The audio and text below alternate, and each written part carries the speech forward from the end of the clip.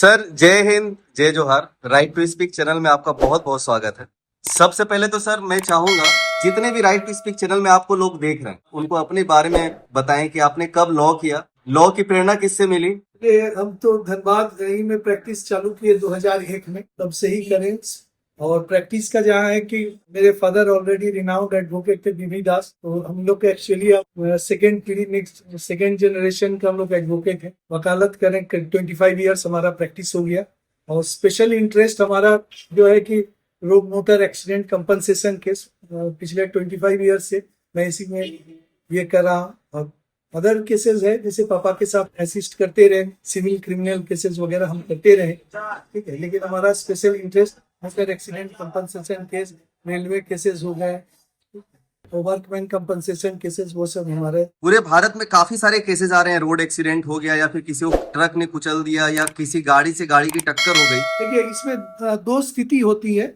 एक कि जो गाड़ी धक्का मारा, एक्सीडेंट किया, एक्सीडेंट करने वाले गाड़ी आइडेंटिफाई होता है, एक अनआइडेंटिफाइड होता है। जो अनआइडेंटिफाइड व्हीकल है उसमें स्टेट गवर्नमेंट का आपका फंड दिया हुआ है कि उसको आप अप्लाई कीजिएगा, वो आपको मिलेगा। तो आपका एफआईआर का कॉपी, का एफआरटी का कॉपी, पोस्टमार्टम रिपोर्ट, पारिवारिक सूची वगैरह। और इधर आप कंपनसेशन केस फाइल करते हैं जिसमें आइडेंटिफाइड होता है।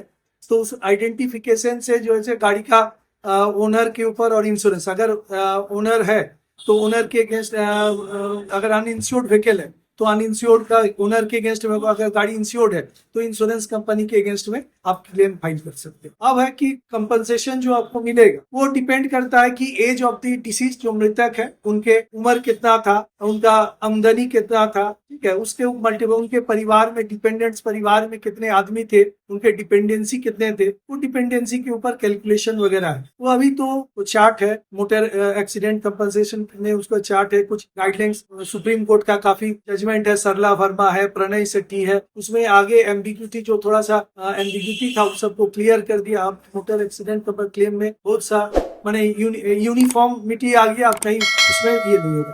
अभी जो एक चीज मैंने सबसे जो बर्निंग टॉपिक है मोटर एक्सीडेंट कंपनसेशन केस में, वो है कि लिमिटेशन के ऊपर, कि कोई भी आदमी का कोई दुर्घटना घटित होता तो विद इन 6 मंथ्स आपको क्लेम फाइल करना। अगर आप फाइल नहीं करते हैं तो बार्ड बाय लिमिटेशन हो जाता है। अब अभी सुप्रीम कोर्ट जो उसको क्या किया है, अभी स्टे कर दिए कि अभी उसमें कोई, जैसे कोई भी क्लेम फाइल हो गया, अब हो गया कि 1/4/2022 दो ऑकरेंस है। 1/4/2022 के बाद ये आपका लिमिटेशन लागू हो गया। उससे पहले की अगर ऑकरेंस है तो सेवरल जजमेंट्स है कि नहीं, आप उसका कंपनसेशन ले सकते हैं। लिमिटेशन, अगर आप सेक्शन 5 लिमिटेशन एक्ट का पिटिशन देके आप उसको कर सकते हैं। उसके लिए पुराना केस हुआ, लेकिन नया 1/4/2022 के बाद जो ये हो गया, उसमें 6 महीना के भीतर अगर क्लेम नहीं करते हैं तो आपको क्लेम लेने में दिक्कत होगा। अभी सुप्रीम कोर्ट में पेंडिंग है, बेनिफिशियरी लेजिस्लेशन है। देखिए अभी होपफुली सारा हाई कोर्ट, सारा डिस्ट्रिक्ट कोर्ट को रोक लगा दिया कि आप केस को डिसमिस ना करें,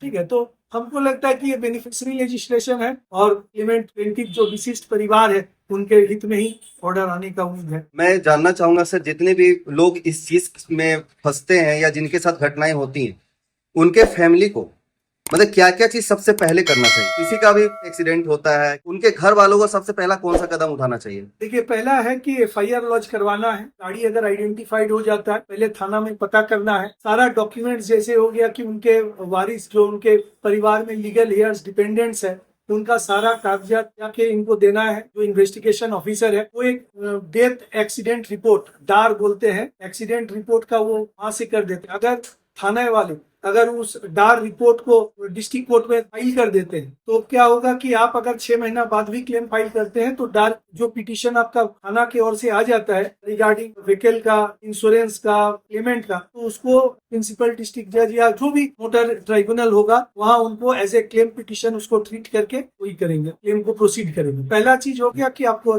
एफआईआर देख लेना है। उनका डिसीज के जो हो गए वो क्या आमदनी उनका था, क्या इनकम था, उनको देना है। कोई लॉयर से काम करते हैं या उनका अपना कोई एडवोकेट अगर है उनसे कंसल्ट करके उनको, उनसे राय विचार कर ले। उसके बाद कंपनसेशन क्या बनेगा, क्या होगा करके फिर अपना डिस्कस करके वो अपना आगे बढ़े। पहला प्रिलिमिनरी चीज है कि आप एफआईआर पहले दर्ज कराएं।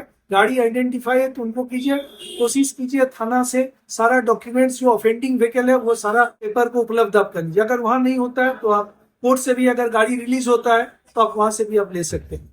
ठीक है, उसके बाद कोई भी अपना एडवोकेट हो उनसे कंसल्ट करके आप। बहुत बहुत शुक्रिया सर, बहुत अच्छा लगा। Thank you. और सर इसी तरह आपसे हम और भी काफी सारी बातें करेंगे, और नेक्स्ट वीडियो में चाहूंगा सर आप अपने कुछ अलग टॉपिक में कुछ बताएं हम लोगों को। तब तक के लिए सर जय हिंद, जय जवाहर, जय भारत।